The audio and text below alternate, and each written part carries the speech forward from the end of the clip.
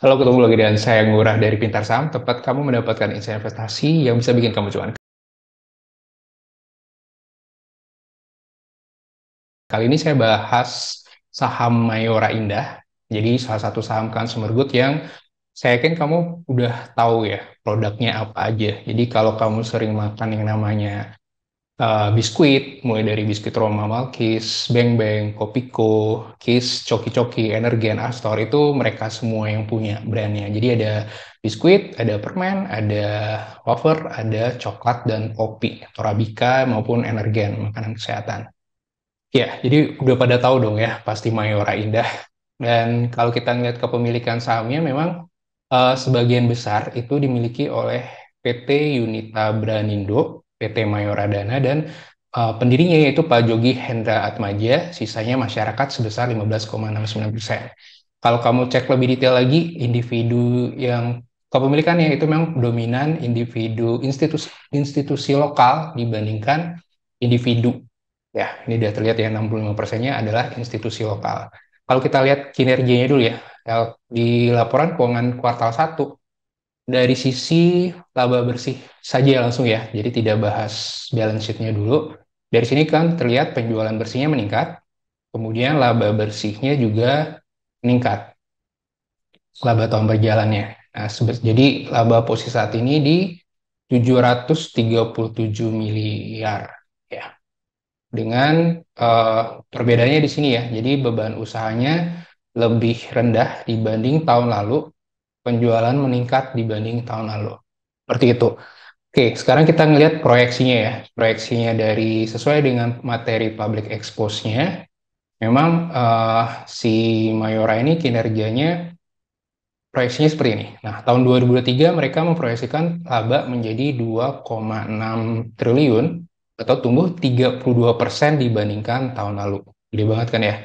Kalau kita lihat dari asumsi dengan seperti biasa, price earning ratio, saya pakai ini dia. Dengan average growth 12%, maka di price earning 5 tahun rata-rata di angka 32, maka dia 3.100 sekian. Tapi kan tadi kita tahu mereka memproyeksikan laba bersihnya bakal tumbuh 30%.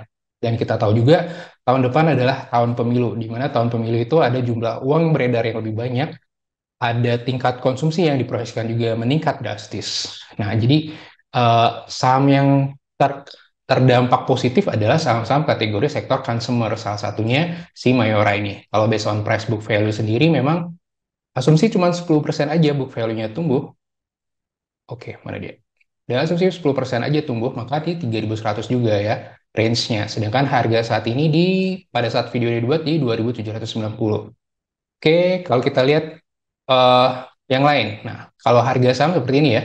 Kalau kamu cek itu memang naiknya 12.000 sejak dia IPO di 2005 based on Google Finance. Oke, kalau 5 years-nya memang turun ya 6% ya karena dia pernah menyentuh all time high-nya di tahun 2018. Seperti itu. Kemudian kalau kita lihat proyeksi yang lain, beberapa sekuritas yang saya lihat di sini memang memproyeksikannya positif pertumbuhannya dengan laba bersih mereka memperkirakan di harga 2,3 T, sedangkan dari materi public exposure-nya kita dapat di 2,6 T ya. Oke, kemudian apa lagi nih? Belum. Nah, ini dia yang saya bilang ya. Ekonom perkirakan ada tambahan uang beredar 110 triliun saat tahun pemilu. Dan menurut saya, salah satu yang bakal berdampak positif adalah saham-saham sektor consumer.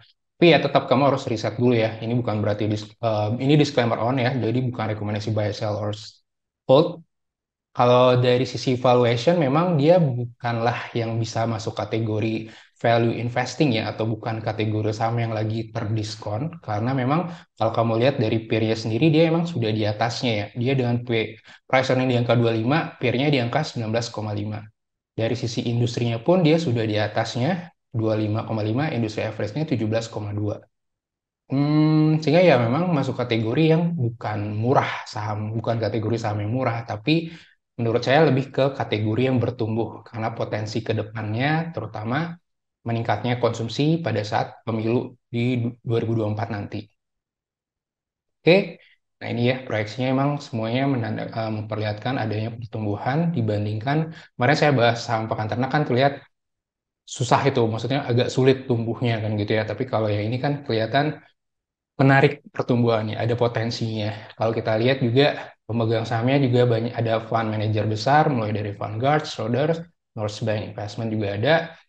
Kalau based on dari sisi technical sendiri, Mayora per hari ini di video ini dibuat memang sudah naik 3,3%.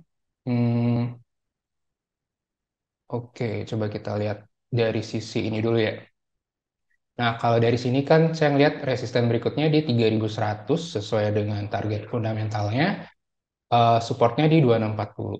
Nah, yang menarik adalah kalau kita balik lagi ke sini, sebenarnya kan laba bersih tahun berjalannya si Mayora, kalau dia memang tercapai proyeksinya dia di 2,6 triliun, itu bakal jadi all time high-nya sepanjang sekian tahun ini.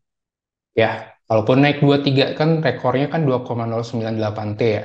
Kalau itu naik jadi 2,3 aja itu udah luar biasa, udah all time high-nya dia. Seharusnya dia udah bisa melampaui all time high harga sahamnya dong di 2018 kemarin. Oke, eh, itu aja dari saya. Thank you udah menyaksikan. Jangan lupa like dan subscribe-nya. Jangan lupa juga komen atau masukannya untuk channel Pintar Saham ke depan. Thank you, semoga sehat dan cuan selalu buat kamu.